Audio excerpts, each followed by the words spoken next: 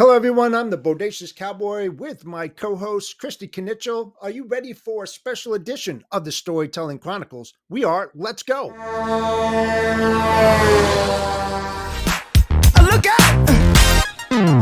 Pop, pop, it's showtime. Showtime. Showtime. Guess who's back again? Oh, they don't know. Gone time. Oh, they don't know. Gone time. I bet they know as soon as we walk in. Showed up. I'm wearing Cuban links. Yeah. Designer mix. Yeah. Inglewood's finest shoes. Whoop, whoop. Don't look too hard, might hurt yourself. Known to give the color red the blues. Hello, everyone. Welcome to another edition of the Storytelling Chronicles, powering women into logistics. You know, I almost forgot the name of it. I've been doing so many podcasts this past week, but we have a great show today. I'm here with my co-host, Christy Knichel. How are you? Doing fantastic. How are you? I am doing a little better since this past weekend, like we were discussing in the green room, but you know, that's logistics, and you got to smile when things go a little hairy. So that's right. Keep you on your toes. That's for sure. Absolutely. So today we got a great guest, Rob Bussey from BWS Logistics. And we also have to thank our sponsors. We've got Freight Validate, TIE Software, and Tafts Inc. We couldn't do it without them. We appreciate them supporting our narrative. They've been with us since the beginning, and it's great to have them on board. Yeah, absolutely. We truly appreciate the support, and we'll hear a little bit more from them a little bit later. So let me talk a little bit about our guest. Yeah, let's bring him in. Yeah. Hey, Rob. There. This is Rob Bussey. I'm with you here live with the Bodacious Cowboy and my good friend, Christy Knichel. Look at these beautiful people here. What an awesome bunch. Jeff mispronounced my name, but that's okay. Did I? Bussey, right? Bussey. Bussey. I was going to ask you because I was kind of like, is it Bussey, Bussey? But yeah. Well, let's just say it's all good. Yeah, it's all good. Well, Robert Bussey has a servant approach to his work. So let's talk about him a little bit. Driven by a genuine passion for helping people, with a decade of experience in the airline industry at United Airlines, over 10 years in freight forwarding, and more than 10 years in trade show logistics. He's accumulated a wealth of knowledge. In 2020, Robert channeled his expertise in the 3PL logistics at BWS Logistics, where he continues to thrive. He remains passionate about his work, enjoying the roles of teacher, coach, and mentor to his team. Additionally, he contributes to the promotion of BWS Logistics through social media. Robert's love for problem solving and his commitment to integrity, effective communication, and prompt responses to client inquiries are key drivers of BWS Logistics' continued success. That's awesome. I didn't know all that. That guy sounds pretty dang cool. He does. Well, I'll tell you right now, I mean, I totally agree with that quick customer response going right off the bat. So good stuff. That's really a big driving force for me as far as winning business, because anytime you get a chance, I mean, when I was at United Airlines, one of the VPs used to tell us, how lucky are we that people are backing their trucks into our dock?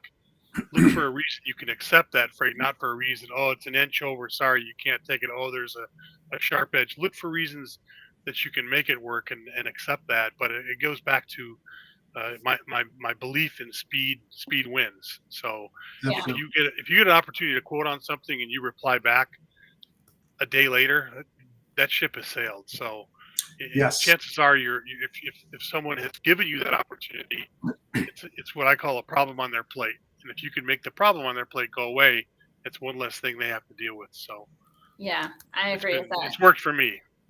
Yeah, well, you know, I have a saying which I wholeheartedly believe in: clients for life status, because it's easier to keep a client on board than try to find a replacement. And to your point, Rob, you know, by answering and getting to them, you know, yesterday, not tomorrow, that's how you do it. That's one of the key formulas on keeping those clients happy. Yeah, exactly. Absolutely. Well, with that being said, can you talk a little bit to our audience about, you know, how you got into logistics, what made you move around a little bit? And, obviously one of the questions we talk about too is, why are you still in it? What keeps you in it? Well, I want to know that too.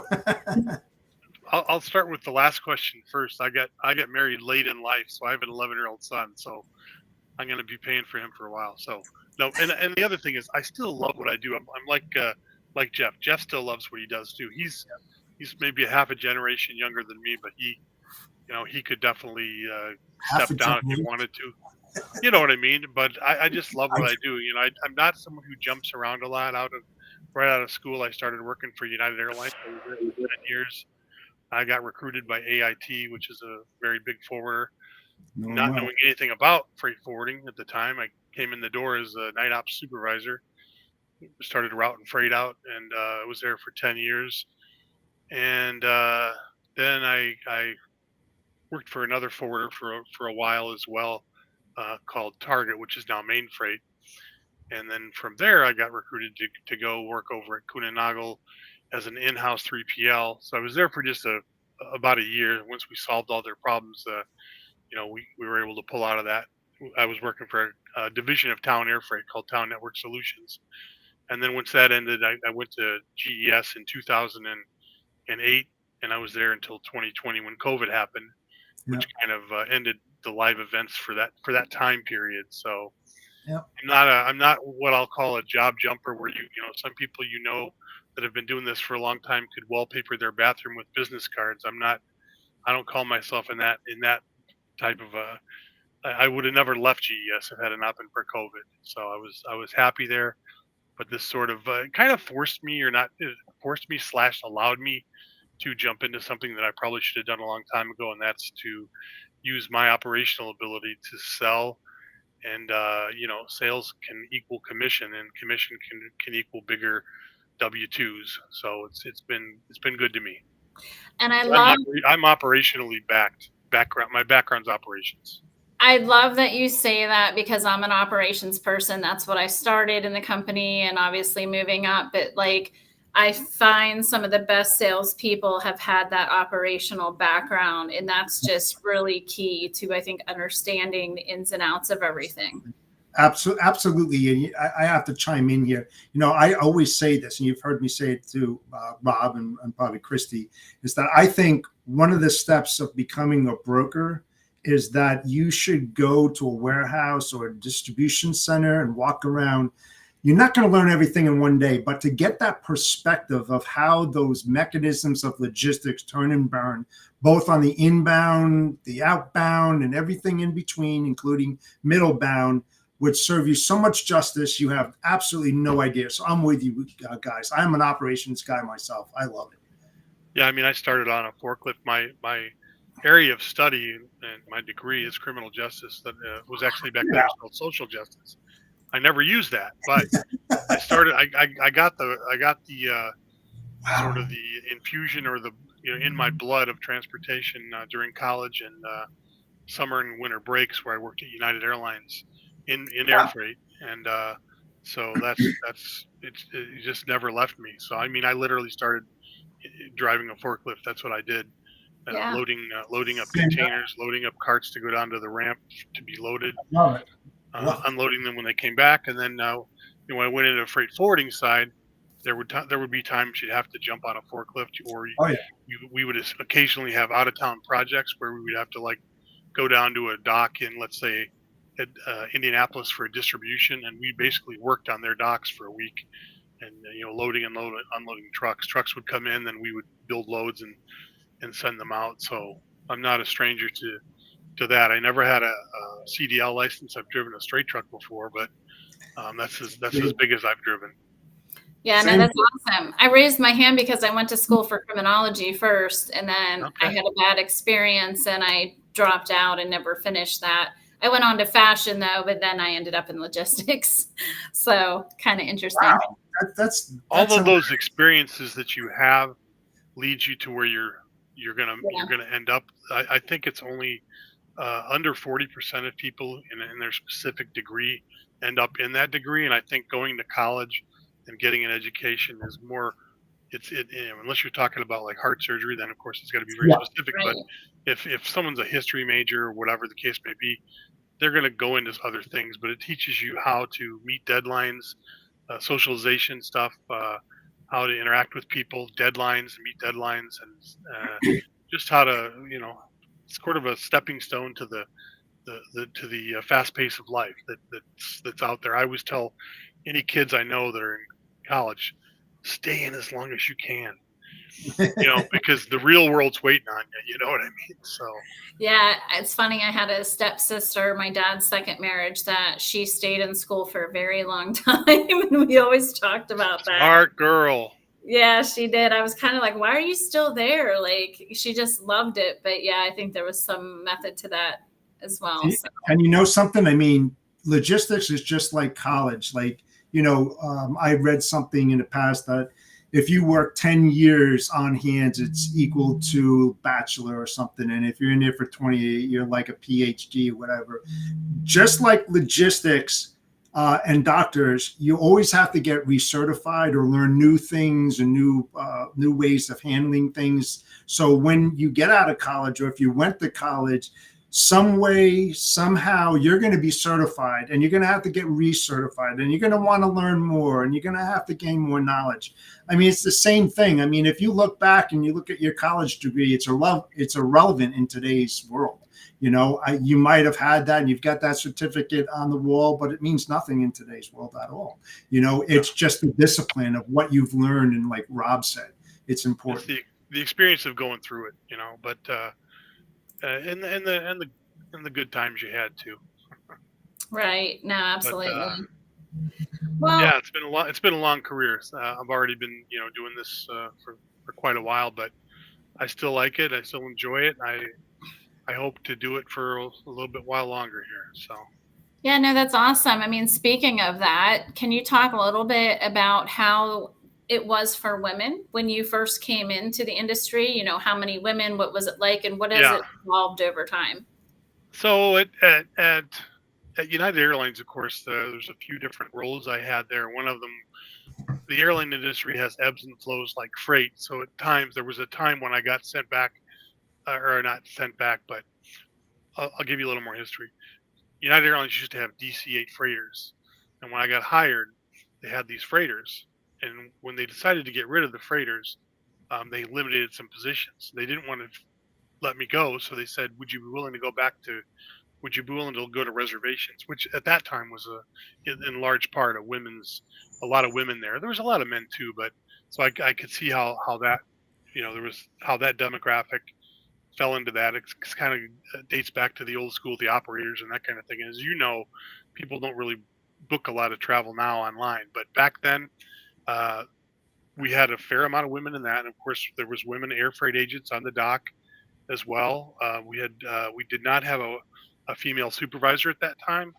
I know a lot of that has changed over time. As you go into my next step into freight forwarding, it was kind of the same thing. There was a lot of women doing track and trace, and so a lot of good women in sales as well back then, but it wasn't as much. And leading up into this call, I was like, well, let me just go back and review some of this stuff. And if you want to look at like dollars earned in 1960, it was I want to say 60 cents on the dollar, and now it's finally up to almost 85 cents on the dollar. It's still not par, which it should, but it's a lot better than it has been. And I'm so impressed and excited for where we are now in the year 2024 when I see so many women like Nicole and yourself and just just so many people in logistics. There's a lot of women in logistics now. The lady at JB Hunt. There's just so many people out there. I mean, I think it's great. I feel like we're starting to finally do some things right. Not that as a whole, starting to do more and more right to sort of even the playing field and try to promote and give the opportunities for people that deserve them. Yes. Yeah. Yep. No, I agree 100%. Obviously, when I started 26 years ago, I was 19. So coming into this industry and being more intermodal focused was definitely different at that time for me. And there's been a lot more women coming into that space, not necessarily like in the role that I'm in. There's only, I want to say, like a handful of us women still at a rail event, but it's better than just me. Oh my God, you're so right about that. When I go to some of the stuff here in Chicago, it's like old school white, old men. You know what I mean? And it's like I feel kind of weird about it, but Yeah. anyway, there's this. I think it's turning in other areas. It seems like rail is going to be the later one to finally turn over, but it's like a lot of things. Even with when you get Ingrid and some of the truck drivers that are out there. Yes. There's a lot more women out there that are doing these jobs, and they Yeah. should do them. They should be welcome to do them. They should be supported to do them. And I kind of equate some of the empowerment or backing women to being a parent or a father. Where what is your job as a father? Your job is to take care of and to nurture and to help lead and help this person grow to become a good citizen. And the same thing goes with women in logistics. For me, your job should be to recognize people who have the ability and give them the confidence and to do what they can do, because some of it is a matter of confidence to let people get to that next level. They may Yeah. they may doubt themselves, and they shouldn't. Yeah, and I'll speak on that a little bit because that was a big issue of mine and still is to some degree. And I think for women in general, like I just went to an event last week that we sponsor Strong Women, Strong Girls, and it's college women and other executive type women mentoring young girls. And the biggest thing they talk about is building their confidence because for whatever reason, a lot of women, they don't have it. They don't have enough. And especially if you go into an environment where there's a lot of men, no matter how I think they act towards you or whatnot, whether it's good, bad, indifferent, you still have this certain feeling as if like what you're going to say isn't important or they don't care about, what you're going to say or is it correct? And I just remember all the things that would go through my mind, back in the day in particular. And it took a lot to really get to that different place of the confidence. But I think when you have all the people around you building you up and working with you and helping you, I think you eliminate a lot of that, fear of that confidence. And we call imposter syndrome as well, that happens. So I think that's key. And when you talk about fostering these relationships like a parent, can you talk a little bit about, mentorship and why that's important and what are you doing to help? Well, we have some of our team is a younger team, and I obviously have a lot of experience. So I try to explain the reason why. Um, you talking to me? No, sorry. Jeff and I have a little chit chat sometimes. Oh, okay. I'm gonna Yeah, you make can that ignore go. it. Sorry Yeah, about that. But, I'm getting involved in this behind the scenes stuff here. But no, as far as mentoring goes, it gets easier. And to go back to your last point, there are guys too that doubt themselves and that are younger and that look for help. And we get once in a while I'll get a message from a guy or whatever on LinkedIn to say, hey, what would you do? And would you spare some time? And I'll definitely do that. I always tell people, reach out to me. My advice is free. I'm going to try to help anyone I can. But as far as the women, we have a youngish work group that does a lot of our track and trace, a lot of our billing, a lot of our operations. We have an amazing team, but some of them are younger or not as experienced. So what you're really doing is saying you're doing two things. You're sharing your experience with them, so that this is something you've done before. You can say this is why we do it. We also have a variety of businesses that we deal with. We do, of course, beer, wine, and spirits, which is where yeah. BWS started. We do trade show freight, which is a big piece of what I do, and you have to try to teach them the whys and wheres of how that all works. So it's a matter of taking the time to explain it and not just blowing by something where you're not going to share with them why something is, and just saying, don't ask, just do it.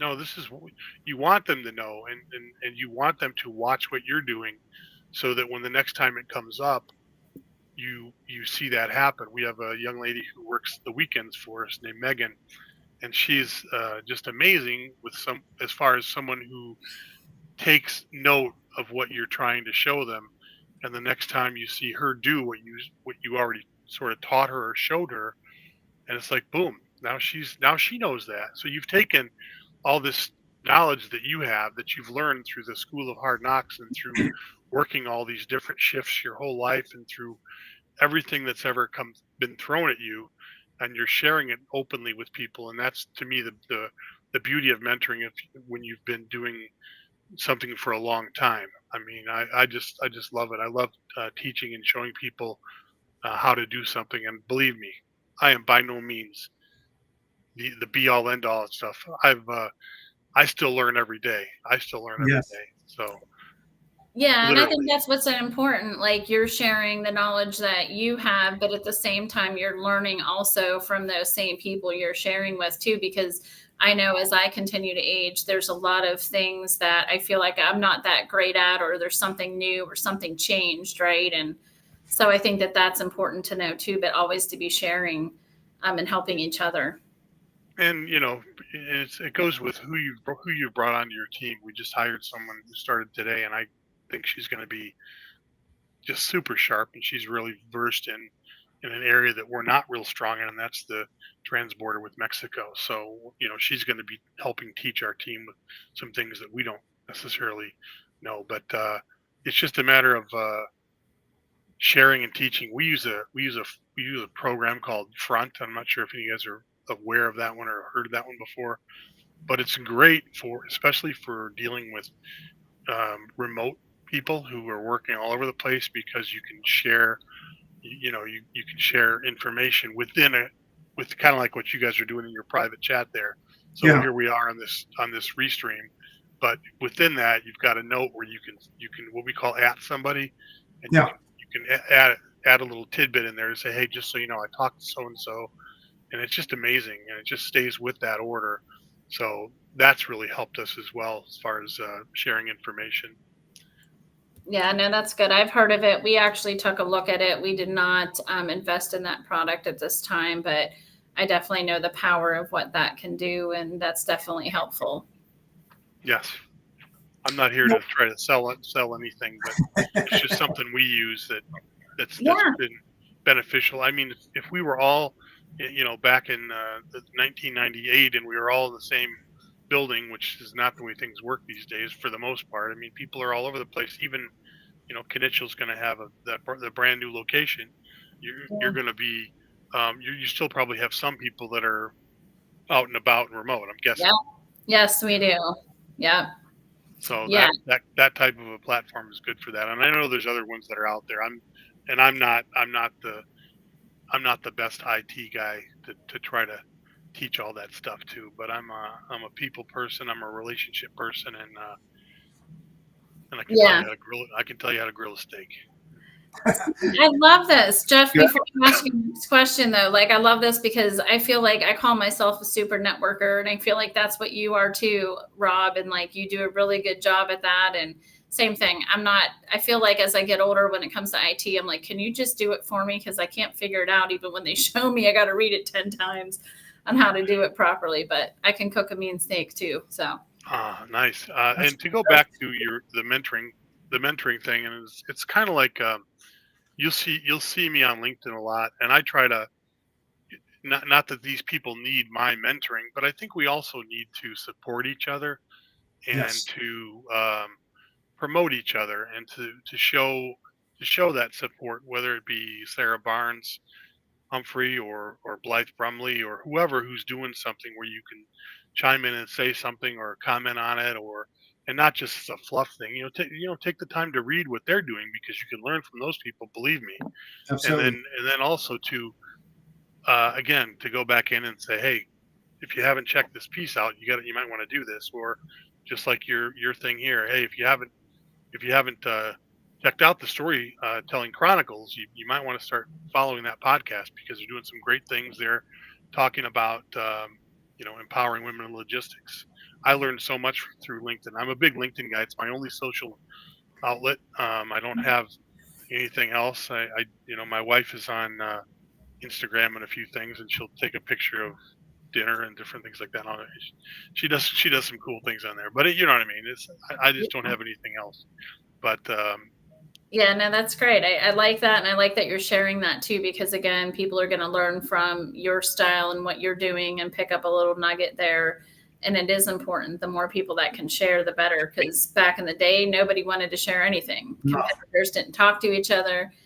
It was kind of like, ooh, the big bad, company in the room there. But things have changed, and I like it. Yeah, if I could give people advice, it would be to get involved in things like I'm involved in the TMSA. If you've never gone to one of their conferences, it's going to be in Austin next year. Shout out to Jennifer Carpus Romaine, another one of our friends, Jeff.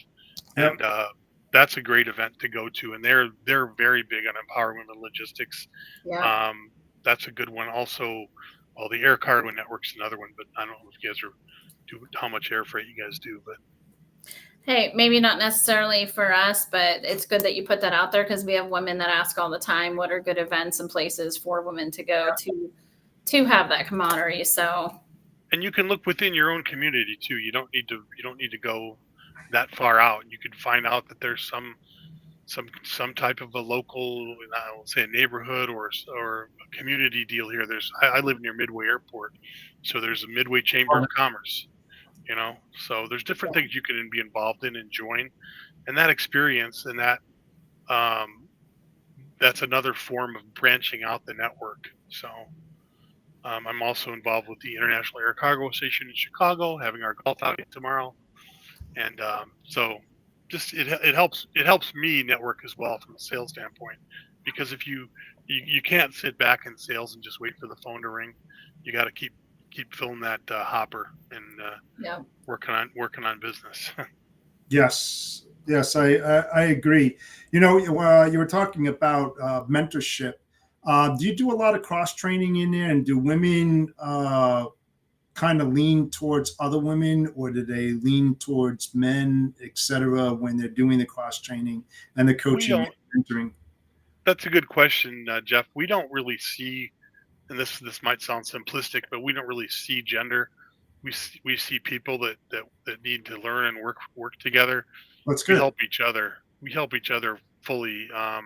And yes, we do a lot of cross training. Everyone kind of knows the other's jobs. There's certain things within our billing system that I may not know how to do. We use the TMS Turbo, which is another. Now I'm giving another shout out to another. Looking for royalty checks. If you need the address, I'll give it to you for the money. Just send it in. But Turbo's great. I know how to use it completely. And our model here, because we're not huge, we're only about 20 some people business. We're not we're just not that. We're not ringing gongs over here and that kind of thing. But we're good people. We got a nice group of people. We do a call every morning at 9 a.m. and every day at 2:30 p.m. with the whole group. So we got all our little Brady Bunch boxes up there, and everybody, we talk about, what's hot, what's going on, what still needs to be covered, where are we with payables, receivables, any issues here and there, and then you may go in there and say, hey, I want to give a shout out to somebody, or I want to let you know I've been working on this account. I got a call with them this Thursday. Share the good news. So. Yeah, and I like that you said you don't see like the gender difference. So that tells me that you're doing what you need to be doing for everybody. And there's, I guess women feel comfortable in your space and not having to do different things. I know I had gotten a phone call from another company at some point that said, hey, how do I get more women, interested in coming to work for this company? But it's a company that had all men. And, initially it was like, you can't just hire one, you have to hire a few, probably for a woman. I hate to say it, but to feel comfortable in that type of environment. So it's great that you guys have an environment that you're building up and that support women. Absolutely. I mean, a lot of our leadership here we have is the women as well. So Cecilia Hull How is many women do you have in your company? it's probably about half and half, maybe Oh, even a nice. little more. That's good. It's probably about half and half. But Cecilia is one of our um, leaders here. She's customer relationship manager, and then we have a young lady who's down in with. We have some of our staff that's near shore. We work through Lean. Another Mhm. shout out. God, I'm full of shout outs here. And those checks are going to be And rolling. those people, I will Money. say this: we don't view those people as like hired labor or anything like that. They're part of our team. They're fully, Yeah. they have the shirts and everything. They're not, and we have other people from Lean that'll send us side messages at LinkedIn and say, "Hey, is there any way I can work with you guys?" So, I think we must be doing something right there. But Yes. our team leader down there, Laura, is phenomenal, and so really you got Craig, who's the owner, and then really you got two women leaders there. We're not huge, so we don't need titles for everybody. I mean, you can call me national sales manager. I'm out there slinging freight every day, just like everybody else. But I'm also, I have a little flair for marketing, and I like to help promote our business. When we started, no one really knew who BWS was, and then now pretty much we're known, even though we're not that big. Yeah. I mean, I will just tell you this without not like I didn't know how big you are, but I would have thought you were a lot bigger based on your presence and just at conferences, the LinkedIn presence, like all of that. And I think that's huge because you're building a brand. And at the end of the day, I think that that's more important than size because that's what people see. Yeah, there's certain business that we're probably not going to get because it's not maybe we're not big enough. But I mean, we do some very large bids. We have some very big customers. For the size we are very proficient and we're doing some really good things. I mean, I always think of Jeff when he talks about if you know Jeff, like I know Jeff, we love Jeff. You'll hear him talk about I'm not interested in transactional business. Jeff, my email address is r.bussey@bws-logistics.com. Send me those one-offs all day long.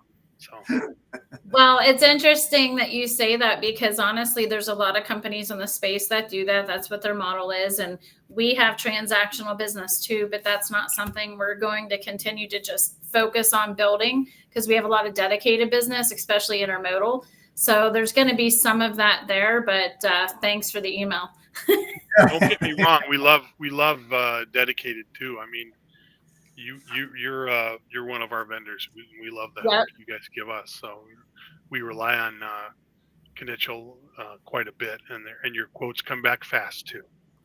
Oh, well, that's good to hear. Yeah, definitely good to know for sure. But yeah, I mean, I think all businesses are done differently. And like you said, too, it is hard to get into those bigger ones, especially when you're smaller.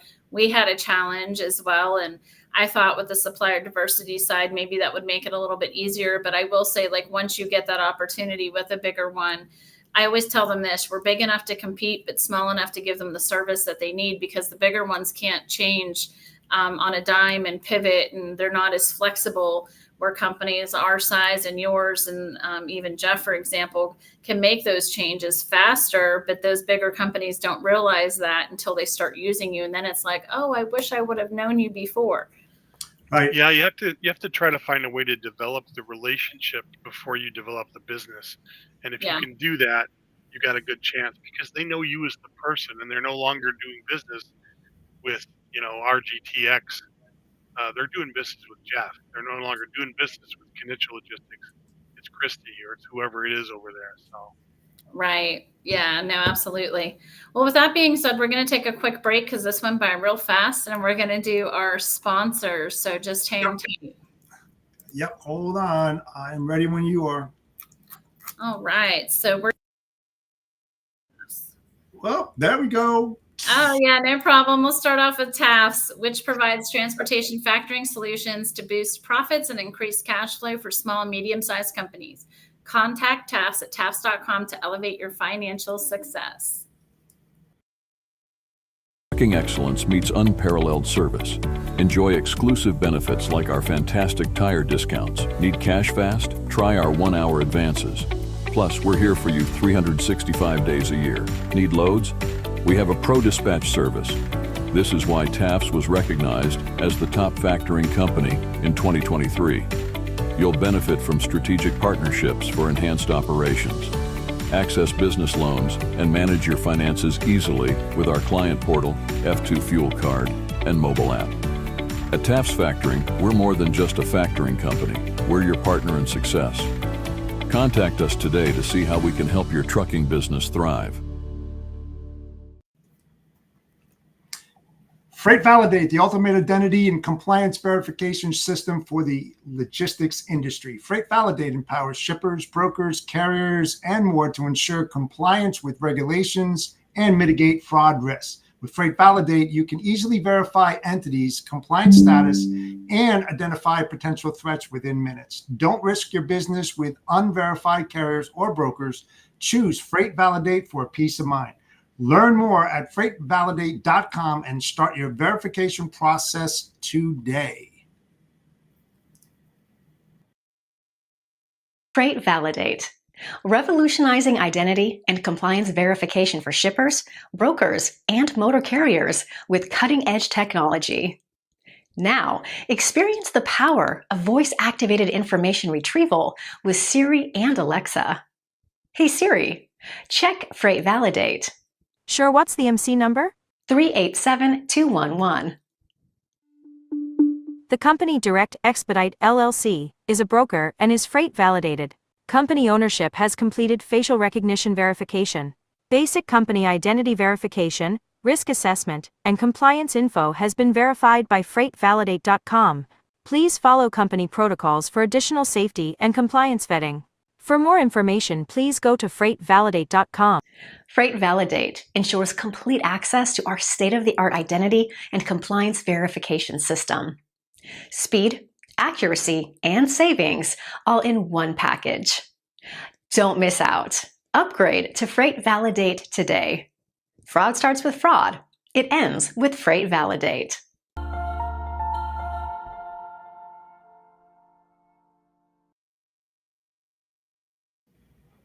And our last great sponsor is TIE Software.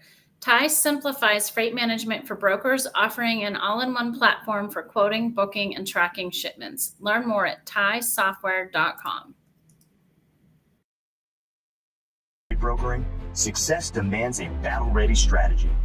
TIE TMS equips brokers with the ultimate battle station for conquering a tough market. With TIE, brokers gain access to a comprehensive platform where rate intelligence and quote history converge on a single screen. It's not just a page. It's a strategic command center designed to help brokers win. TIE equips your team with all the data they need to negotiate with confidence and allows them to communicate directly with carriers and customers from a simple control base. Revolutionize the way your brokers perform by giving them a competitive advantage with TIE TMS. For more info, scan the QR code or go to tie-software.com/battlestation. And we are back. We are back. And Rob Hey there. popped right in. Yeah, he popped in right on time. There I you like go. that. There you go. I learned something about Validate. That was cool. Yeah, Yeah. they're Check it out. Yeah. Yeah, so what do you guys use today? Might as well continue doing plugs. We use Highway. Well, we do too. That's okay. Yeah, I mean, at the end of the day, like there's these different solutions and they all bring a different piece to the table, but it's definitely worth looking at just because Dale also is doing a lot of, upgrades and whatnot to it. So good stuff. Yeah. We use it a lot because it's the onboarding.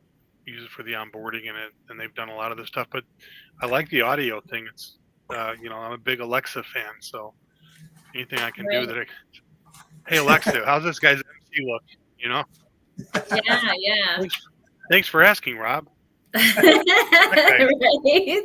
Not, Yeah, that would be good immediately if there were place, just random people there to help, right?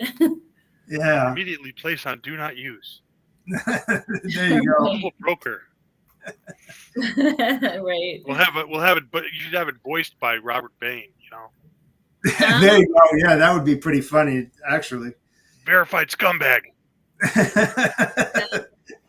So listen, got an important question. You know, we all know that women are more emotional than men. And you're saying that your company's 50-50 and you have these calls, you know, every morning and afternoon discussing sales, where you're at, where you need to be, so forth and so on. You know, you've heard of EQ, emotional intelligence, and being able to understand and listen with intent to try to understand more in depth what exactly is transpiring. Do you feel that in your company that women are more boisterous or want to be heard? I mean, do you give them the opportunity to be heard? Are they in that mix of, you know, the critical discussions that every business has? I'd say yes. You know, we're definitely in the business of empowering, and also to help people realize their potential. You know, where you might tell someone, you know, if you were negative, you might say, "This is going to be a really challenging, difficult thing for you to do." You might say instead, might word it to say, "Hey, I've got this project that I know you can handle." You know, give them the confidence that's within them. They just don't know it's there yet. But you don't want to keep a thumb down on people. You don't want to No.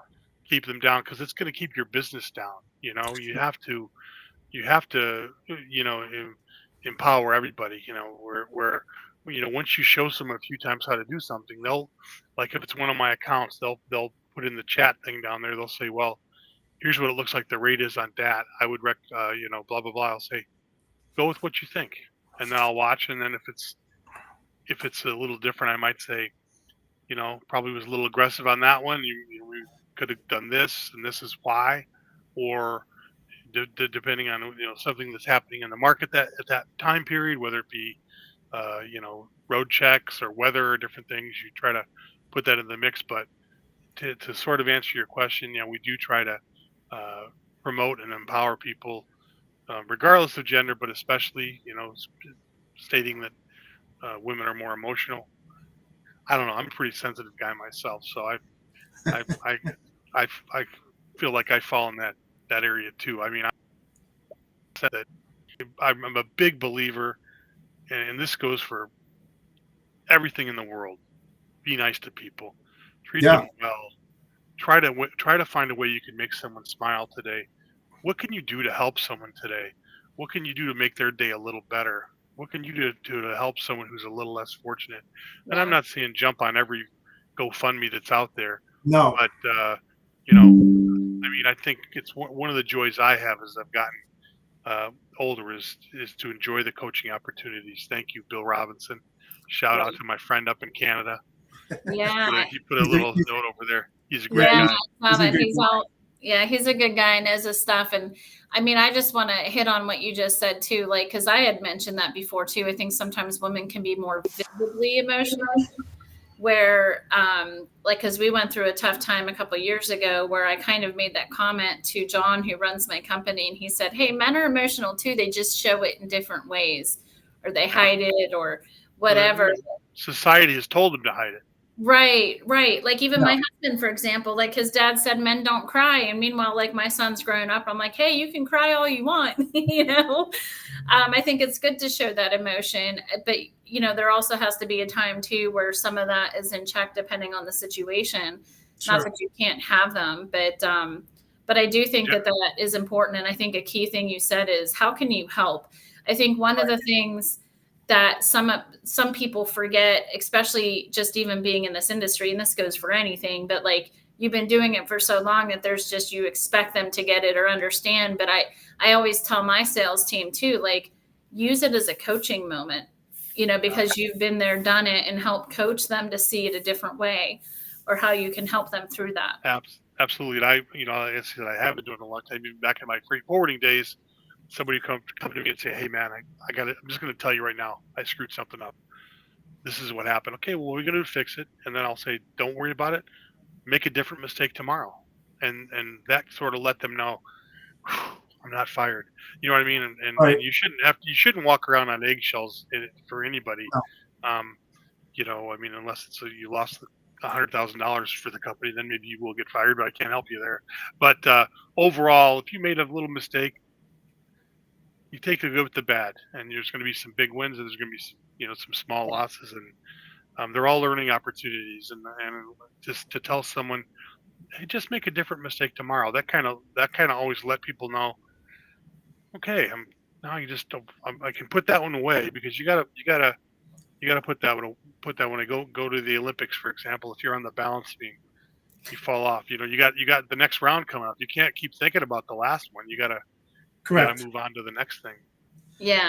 But the only thing which is true, and everybody will agree with this, you can have 1 billion data boys from a shipper. You have one shipment that goes astray. Guess which one they're going to remember? Those data boys go all the way. They're done with. They're going to remember that one flaw that happened, and they'll put that on.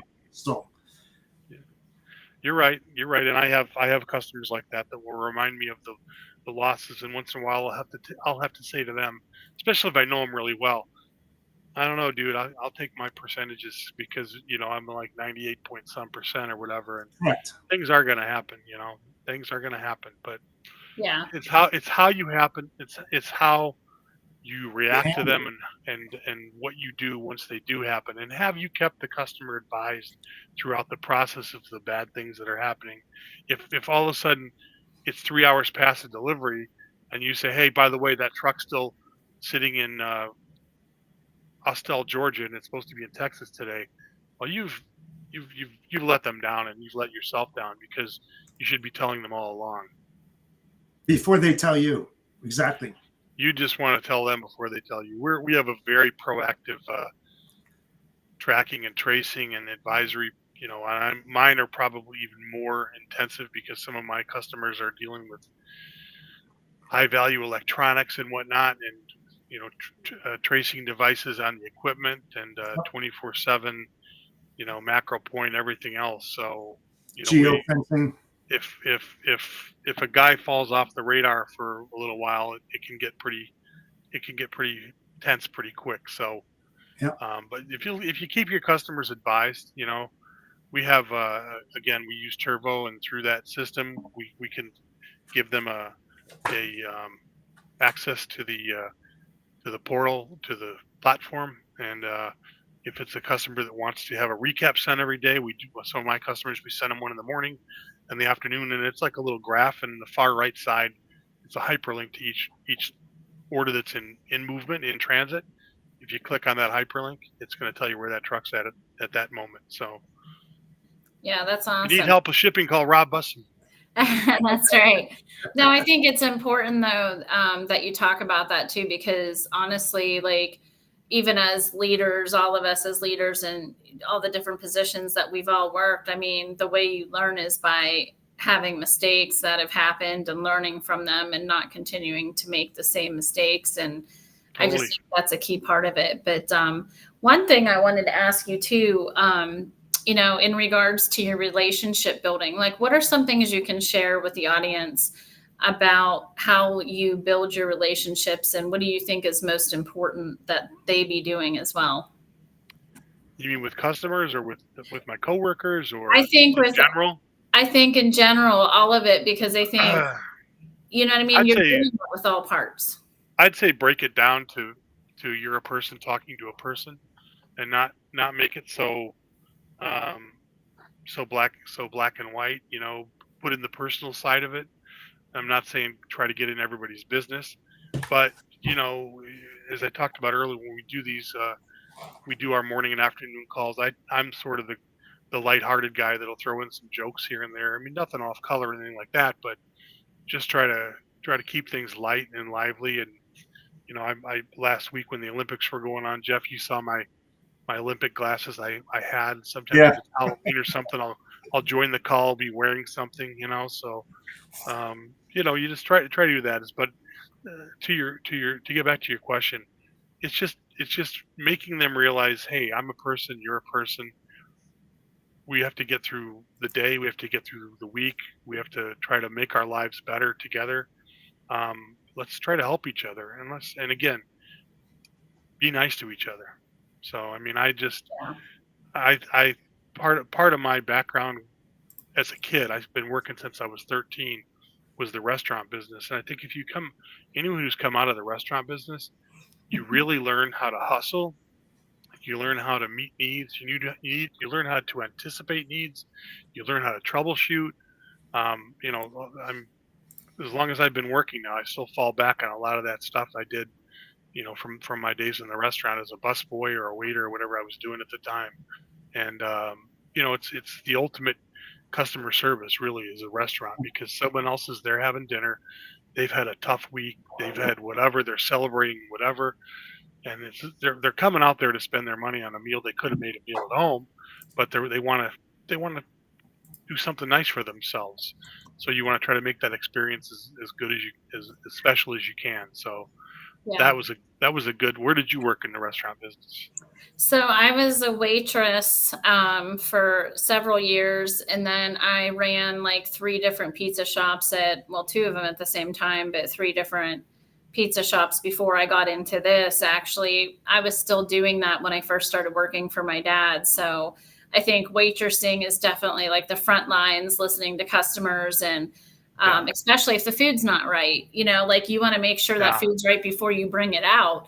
And I feel like I'm so critical of when I go to a place, and not necessarily of the waitress, but I also feel like, okay, if you ask for super crispy, well done bacon and you can clearly see that it's not, why are you bringing me my plate? Yeah. And not to be that critical, but I feel like that's part of it. You got to pay attention to the details. And, and again, like, I don't complain as far as, I'm not the one like yelling, screaming or anything, but I'm always watching for those things, because I'm like, are they doing that? Are they paying attention to, not just bringing me my food? Yeah. Somebody's got a comment in there. I'm not sure what it means, but Axel Live says, yes, be nice and support frauds. You saying that right? I don't know who that is, but no, I don't support frauds. All right, let's move on. Yeah, you can check it out later. Yeah.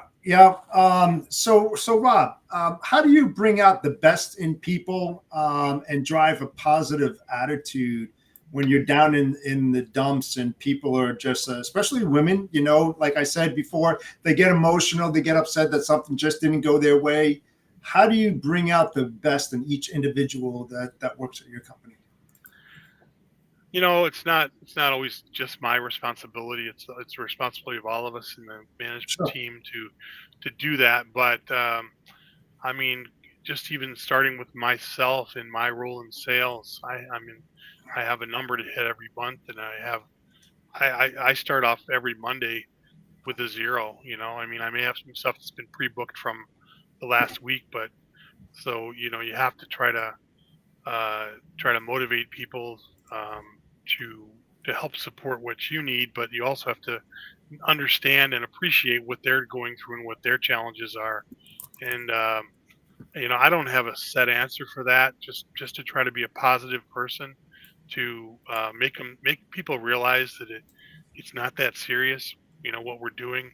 I mean, it's important, but it's not. It's not the end of the world if a guy is supposed to be there at 8:30 and he gets there at 9. We're going to get through it. It's going to work out. Things are going to work out. One of my other big things that I say is, if you care, it'll all work out. And I think as long as you care, and if you can teach people to care, then the rest of the stuff, well, it's not always going to be easy. It will eventually work out, because if you don't care and you're just going to let things happen, then there's going to be some probably bad repercussions down the line for you as an employee. But I think kudos to our entire team that we don't have a lot of turnover. We don't have a revolving door of people leaving. That's good. We are still hiring if that's I'm distracted by somebody's message up there, but I'm gonna try not to look at that. But um, we just try to be positive, and that's how we promote and try to keep people sort of on task, because good days and bad days, you, you have to get through them, and there are going to be good days and there's going to be days that aren't as good, and you just have to realize that and just keep fighting the good fight. Yeah, no, Yeah. absolutely. Well, what piece of advice would you give our audience, coming into the industry or trying to, I guess move up the ladder, or whatever piece of advice you'd like to share? Just be confident in yourself, learn from others, and don't listen to someone if they tell you you can't do it, because guess what? You can do it, and prove them wrong. Be the underdog. Fight the good fight, and just don't let people tell you what you can't do, and don't be shy to reach out to people who are willing to be mentors. I know, Christy, if someone was to message you or to Jeff, you could I'm sure you guys would help someone if you could. Keep growing your network in any way you can. So Yeah, no, I think that's all very important advice. And I've been a mentor for a long time. And I think that's, just very important for everyone. So, but yeah, I mean, thank you very much, Rob, for spending the day with us, or the time with us today to talk that's about been great. your I journey. appreciate the opportunity. Yeah, no, it's been awesome to hear more about, where you've come from, where you're at, and just everything that you've put into your career. And it's just great to hear. So with that, I will leave it up to Jeff. Close it out. Yeah, thank you, Rob. I appreciate you joining us and taking the time out of your busy day. You're a good person. From what you were telling everybody out there, you mean what you say and you say what you do, and that's the bottom line. And that's why the industry is moving forward in a positive nature. We all need people like yourself, to help share that knowledge, because you've been in it for a long time. If you're not careful, I always say this, history will repeat itself. It doesn't matter the tools and how advanced they are. Those things will just repeat if you're not learning every single day and getting ahead of the curve. And you're doing that, and we appreciate it, and keep doing what you're doing, sir. Thank you. There's a lot of freight out there. There's enough freight for everybody. When I go to TMSA, we always say we help each other, even though we are competitors in many cases, because we all want to be better at what we do. So help your fellow man. Absolutely. So we hope that you'll join us again in the future, Rob. I know that Christy and I will definitely see you in Fort Worth in the next couple of months. Can't wait to meet you, sir. Anybody wants to reach me, they can hit me up at r.bussey@bws-logistics.com. And I mean that when someone says they need a tip or advice, what would you do? I'd be happy to help them. We do at BWS, we handle all kind of different shipping. We do beer, wine, and spirits. We do consumer packaged goods. We do flatbed. Obviously, we do rail. So we help with Christy's help. We do some of that stuff. We do a lot of that. We do a ton of drayage, expedited, and I do a lot of trade show freight. So I had to give myself a plug there at the end. Yeah. There you go. Send yourself royalties. Yes. All right, my friends. Thanks for the opportunity, though. Thank you so much, both of you. Yeah, Absolutely. So we'll see you in the next 2 weeks. We appreciate you joining all three of us today. Until next time, Bodacious Cowboy out. Enjoy the rest of your week, and we'll see you soon. See you later. Oh, this guy.